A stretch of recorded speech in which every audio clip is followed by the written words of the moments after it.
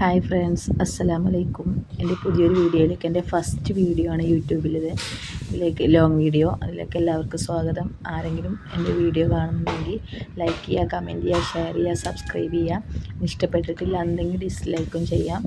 പിന്നെ ഇന്നത്തെ എൻ്റെ റെസിപ്പി ഒരു സിമ്പിൾ സാമ്പാറാണ്. അതായത് കുറച്ച് കഷ്ണങ്ങൾ വെച്ചിട്ട് നമ്മൾ വീട്ടിൽ ഉള്ളത് വെച്ചിട്ട് നമ്മൾ ഉണ്ടാക്കുന്നൊരു സാമ്പാറാണ്. നല്ല ടേസ്റ്റുമാണ്.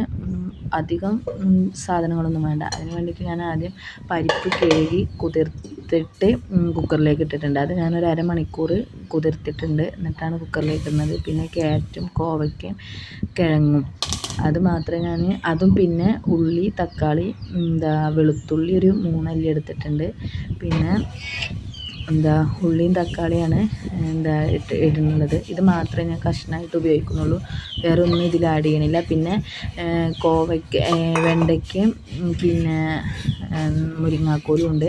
അത് ഞാൻ വേറെ സെപ്പറേറ്റ് വേവിക്കുകയാണ്. പിന്നെ ഞാൻ മുളക് പൊടി, മഞ്ഞൾപ്പൊടി, മല്ലിപ്പൊടി, സാമ്പാർ പൊടി ഒക്കെ വെള്ളത്തിലൊന്ന് ഇളക്കിയിട്ട് വെള്ളത്തിലിട്ടൊന്ന് ചാലിച്ചിട്ടാണ് ഇതിൽ കഷ്ണത്തിലേക്ക് ഇട്ട് കൊടുക്കുന്നത്. പിന്നെ കായംപൊടി, പിന്നെ ഉപ്പുമാണ് ഇട്ട് കൊടുത്തിട്ടുള്ളത്.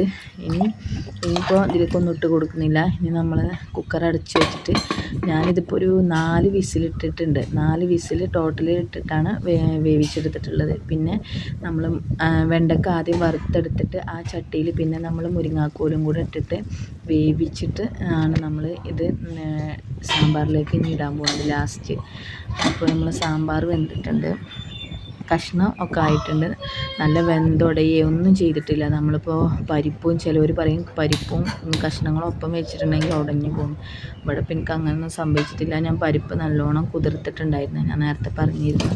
അപ്പോൾ നമ്മളിപ്പോൾ വേവിച്ച് വെച്ചതും കൂടെ ഇതിലേക്ക് ഇട്ടിട്ട് ഇനി 2-3 തിള വന്നതിന് ശേഷം നമ്മൾ പുളി, ഇത് ഞാൻ കുറച്ചധികം പുളി വെള്ളത്തിലിട്ടിട്ടുണ്ടായിരുന്നു. അപ്പോൾ ഇതിന് നമുക്ക് വേണ്ടത് മാത്രം എടുത്തിട്ട് ഒരു ഇത്തിരി മതി, അതെടുത്തിട്ട് അതിലേക്ക് പറഞ്ഞെടുത്ത് തിളപ്പിക്കാം. അപ്പോൾ എൻ്റെ ചോറടുപ്പത്ത് കിടന്ന് വേകുന്നുണ്ട്. പിന്നെ ഇപ്പോൾ സാമ്പാറിൻ്റെ പണി ഏകദേശം കഴിഞ്ഞിട്ടുണ്ട്. ഇനി നമുക്കിത് വറവിടാൻ മാത്രമേ ഉള്ളൂ. അപ്പോൾ നമ്മൾ വെളിച്ചെണ്ണ ഒഴിച്ചിട്ട് അതിലേക്ക് ആദ്യം ഞാൻ കടുക് ഇടുന്നുണ്ട്. പിന്നെ കടുകൊന്ന് പൊട്ടി വന്നതിന് ശേഷം ഉലുവ ഇടുന്നുണ്ട്. പിന്നെ ഉലുവയും പൊട്ടിയതിന് ശേഷം കറിവേപ്പില ഇട്ടിട്ട് നമ്മൾ അതിൽ ഡയറക്റ്റ് ഒഴിച്ചാണ് സാമ്പാറിലേക്ക്. അപ്പോൾ ഇത്രേ ഉള്ളൂ സാമ്പാറിൻ്റെ പണി. അപ്പോൾ ഓക്കെ, അസ്സലാമു അലൈക്കും, ബായ്. അപ്പോൾ പുതിയൊരു വീഡിയോ ആയിട്ട് നാളെ